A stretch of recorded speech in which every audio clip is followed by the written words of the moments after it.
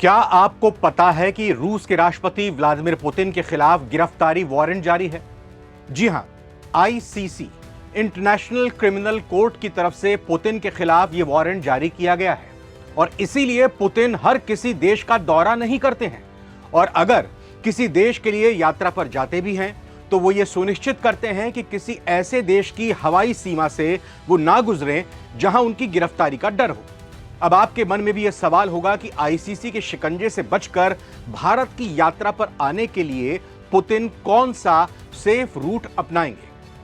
चलिए इस वीडियो में यही बात करते हैं। नमस्कार, आप नवभारत टाइम्स देख रहे हैं, मैं रविंद्र सिंह आपके साथ। रूस के राष्ट्रपति व्लादिमीर पुतिन करीब 4 साल बाद भारत आने वाले हैं। उनका दौरा 4 से 5 दिसंबर तक रहेगा।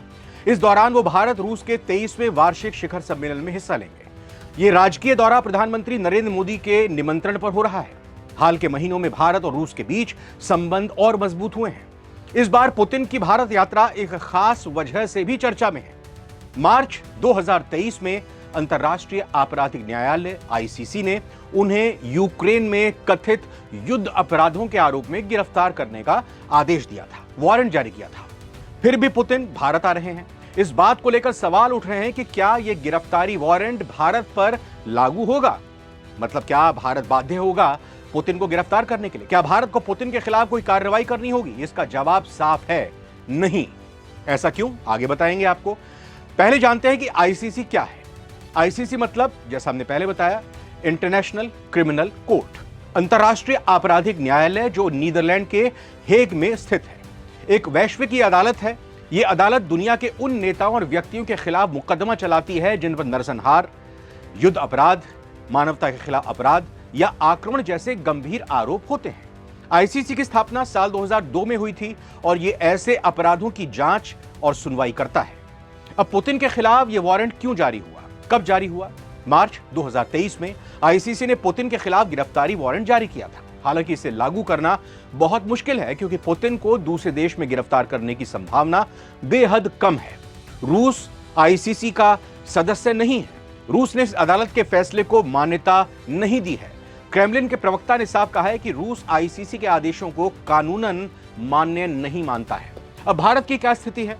भारत भी आईसीसी का हिस्सा नहीं है, मतलब मेंबर नहीं है, और इसी वजह से भारत पर इस अदालत के आदेश का कोई कानूनी प्रभाव नहीं है। इसीलिए भारत को पुतिन के खिलाफ आईसीसी गिरफ्तारी वारंट को लागू करने की कोई बाध्यता, कोई कंपल्जन नहीं है। पहले भी भारत ने ऐसे नेताओं को मेजबानी दी है जिन पर आईसीसी कार्रवाइयां चल रही थी, जैसे साल 2015 में सूडान के पूर्व राष्ट्रपति उमर हसन अल बशीर।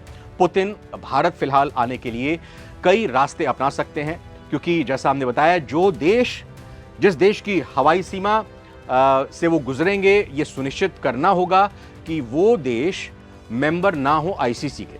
तो मॉस्को के शेरेमेत्योवो एयरपोर्ट से दिल्ली के इंदिरा गांधी एयरपोर्ट तक अलग अलग रास्तों से पुतिन आ सकते हैं। पुतिन रूस से भारत आने के लिए कई अलग अलग रास्ते अपना सकते हैं।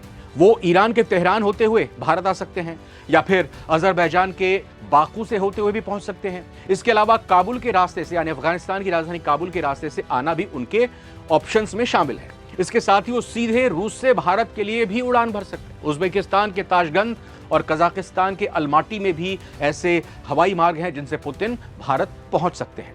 पुतिन की यह यात्रा भारत रूस संबंधों के नए दौर की शुरुआत को और या कहें कि नए दौर को आगे बढ़ते हुए दर्शाती है और दोनों देशों के बीच रणनीतिक, आर्थिक और वैश्विक सहयोग को और मजबूत करने का अवसर देती है।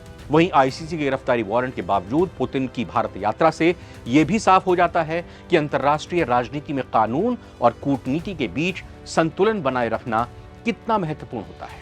फिलहाल इस वीडियो में इतना ही। नमस्कार।